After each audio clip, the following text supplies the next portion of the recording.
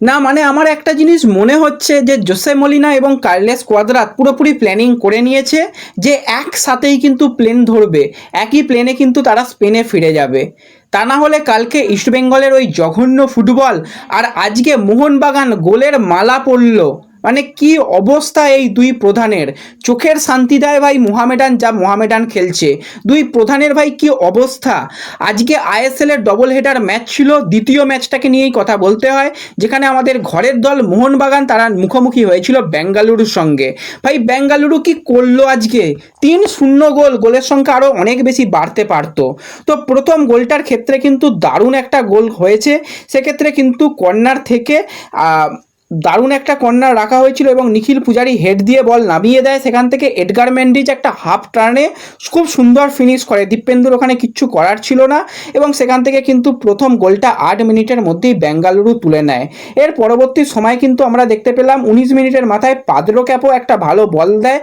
ভিনিত ভেঙ্কটেশকে, সেখান থেকে একটা ভালো বল রাখে এডগারের জন্য এবং এডগার খুব ভালো একটা ক্রস করেছে সেই দীপেন্দুর সামনে থেকে ক্রস করে এবং সেখানে সুনীল বলটা পায়নি, সুনীল যা হোক করে বলটাকে নামিয়ে দিয়েছিল এবং পিছন থেকে এসে সুরেশ অসাধারণ একটা কুল কাম ফিনিশ এবং 2-0 গোলে এগিয়ে যায় বেঙ্গালুরু। পরবর্তী সময় কিন্তু আরও একটা ভালো সুযোগ তৈরি করে ফেলেছিল অ্যালবার্টো নাগুয়েরা এবং সেই শটটা কিন্তু ভিশাল যেভাবে সেভ করেছে, তা না হলে তখনই 3-0 গোলে এগিয়ে যেত বেঙ্গালুরু, দারুণ কিন্তু ভিশাল সেটা সেভ করেছিল।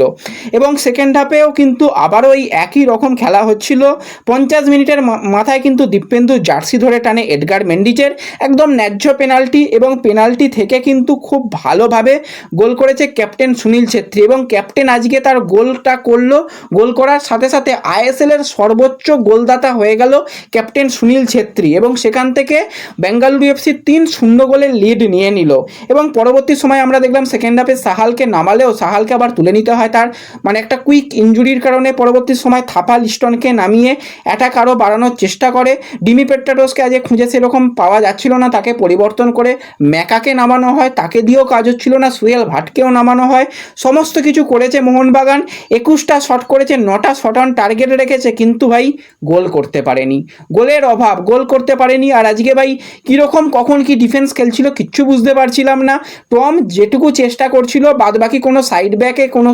কে খেলছে কে কোথায় খেলছে কেউ কাউকে চেনে না, মানে একটা জঘন্য জগা খিচুড়ি মার্কা ফুটবল। আর এই বেঙ্গালুরুতে গিয়ে 3টে গোল হজম করতে হলো, ভাই ইস্ট বেঙ্গল তো বলবো এর থেকে ভালো খেলেছিল, একটা গোল হজম করে এসেছিল বেঙ্গালুরুর ঘরের মাঠে গিয়ে, সেখানে মোহনবাগান এরকম একটা হেভিওয়েট টিম যারা লাস্ট সিজনে লিগ শিল্ডের জন্য